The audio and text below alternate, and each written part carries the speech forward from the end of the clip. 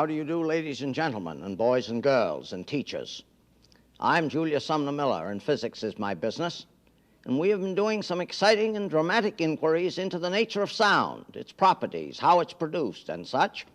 And our business today, vibrating rods and plates. Now, we have already looked at a rod vibrating transversely, that is, in such a manner. Now we are going to behave a little differently with a rod. We are going to excite it longitudinally or compressionally. Here is a metal rod, certain kind of stuff, so long, such cross-section, and I'm going to hold it at successive places, here and here and here, meaning that I am changing the position of the nodes on the bar. But rather than exciting the bar transversely, I'm going to excite it longitudinally. Now listen. Listen. And somebody says, well, I can't get excited about that, Professor. No, not much excitement there. But watch now. I'm going to change the position of my holding hand where it is damped. Aha! Altogether new life and spirit. Watch it. Different still. Notice how quickly it damps out when I grab it elsewhere.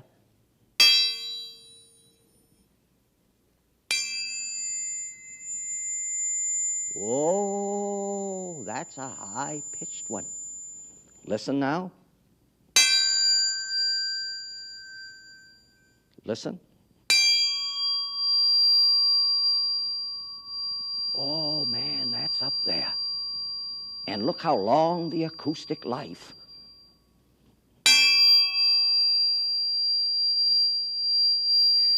Oh, man, that's up there.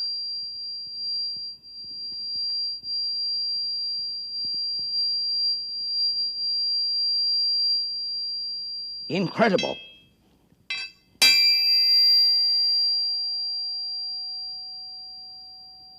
Bar is emitting several harmonics simultaneously. The wonderful behavior of a bar excited longitudinally. Let me take another one that has different cross-section, different length. Listen.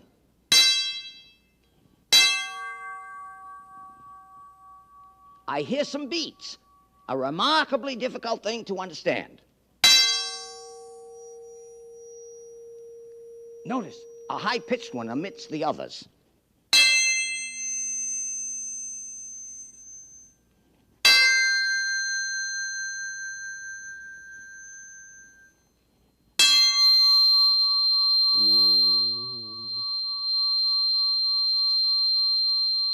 We say that these bars have a high Q, which I have little time to explore, meaning that I put so much energy into it, so very much of that comes back to me, vibrating bars. Let me go now to something most dramatic, vibrating plates. Oh, an enchantment I'm sure will delight you. And for this, I get down here in a sort of prayerful mood. And what do I have? I have a metal plate, brass. It is so big, so thick, fixed to a shaft centrally and tight. Now I'm going to bow that plate with a bow. Remember, to have a sound, we need a vibrating system. The plate is vibrating. But how? You can't see it. It is vibrating too fast. So I'm going to sprinkle it with a little sugar. Sugar, in order to sweeten the sound. Sugar. Sprinkle it with a little sugar. And now I'm going to bow it and watch what happens.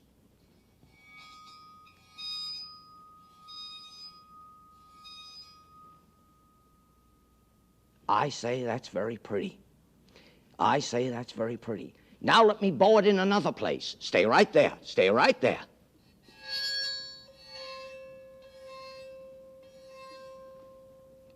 I bowed it in another place. The sugar is a little sticky, I'm afraid, because it is damp and it has taken up some water. Let me bow it again.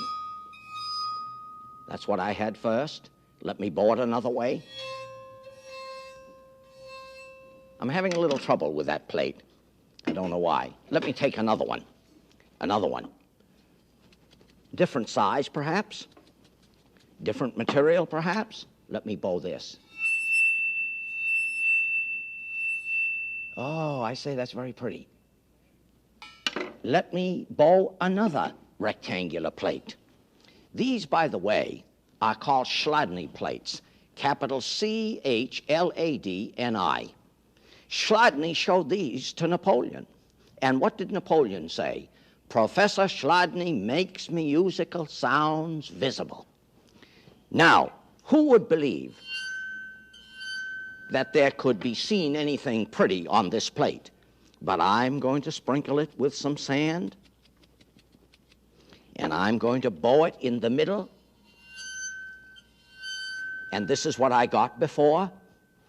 So what the plate does, how it vibrates, is governed by its size, shape, nature of stuff, how it's fixed, and how I bow it, because I'm going to bow this in a different way. Watch.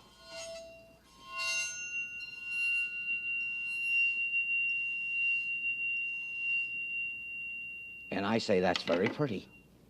Now, what will a circular plate do? Aluminum, centrally fixed. Oh, let me bow it without anything on it.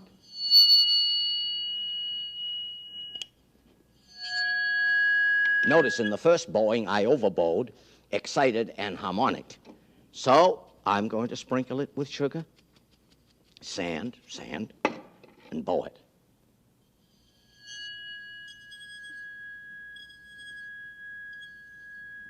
And I say that's very pretty. And you notice I have a six-starred figure. Here is a smaller plate, aluminum, fixed again centrally, the same thickness as the other, but because it's smaller, it should have a higher pitch, less inertia.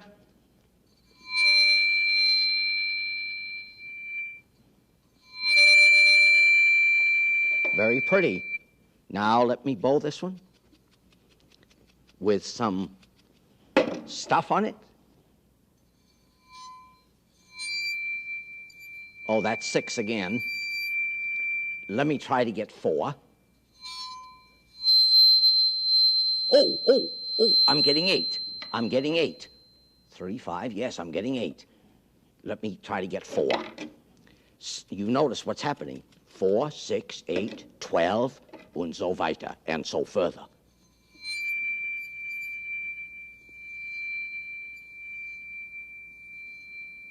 Not so well defined. That's well defined for 6. I'm going back to this other one to see if I can't get 4.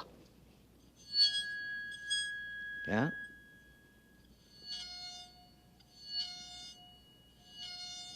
There. 4. So we have the wonderful investigation of Chladni plates and Chladni figures. Let me go back. Vibrating bars and plates. Point of view. Here is a goblet, a glass. Is that a vibrating plate? Sure. It's a plate that has been folded up, and it has some acoustic properties. Now, what have I done? I filled it to a certain depth of water. There is a certain measure of glass that's free of the damping effect of the water. And you know what we do. We stroke it, and listen. Listen.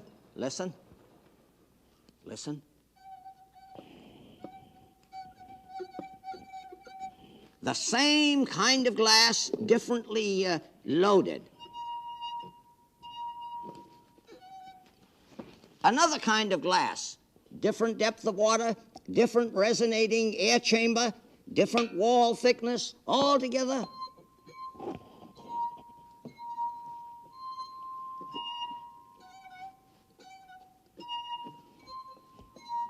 Now, different glasses still, sherbet glasses, I guess you call these, or some such.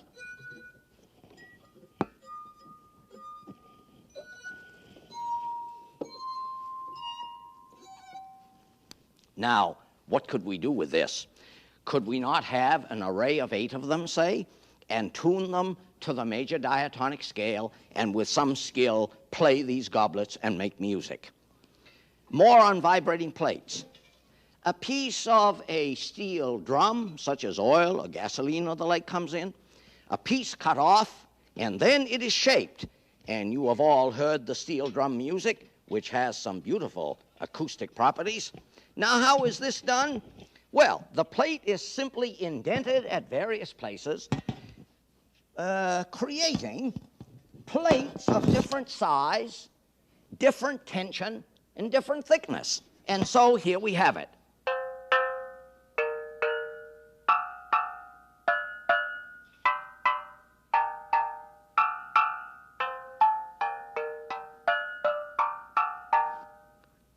What I'm pointing out here is, without playing any music, you see my incompetence in that, is to suggest that all we need is some system put into oscillation, put into vibration, so that it delivers compressional pulses in the air, which are then brought upon the ear by propagation in the medium.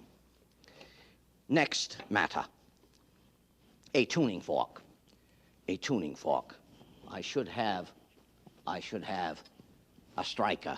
Why? Very bad to hit it on something hard, it deforms. This fork has a natural frequency of 512 vibrations per second. 512. So when this fork is at rest in my hand, there are 512 pulses reaching my ear, reaching the microphone, reaching your ear per second. The fork is vibrating, the prongs are, but the whole system is at rest. Now what am I going to do? I'm going to excite the fork and swing it on the end of a string like this. And what will you hear? As the fork approaches you, you will hear a rise in pitch, and as it recedes from you, you will hear a decay in pitch. And this is known as the Doppler effect.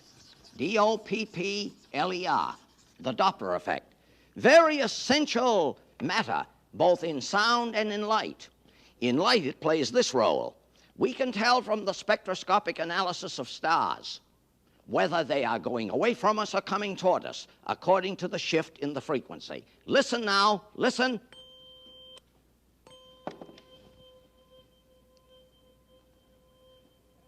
And this has much to do with your behavior on the highway, because when you hear a siren approaching, if it's from behind and you've decided that it's already police, you know how the pitch rises as the vehicle approaches you. If now the pitch decays at a gradual rate, this means the vehicle has passed you by. But supposing that which you hear comes to instantaneous rest when the vehicle that's sounding is close upon you, I am led to say in the vernacular, you've had it, which is a very good description of the behavior of Doppler's principle in your life. And I thank you for watching.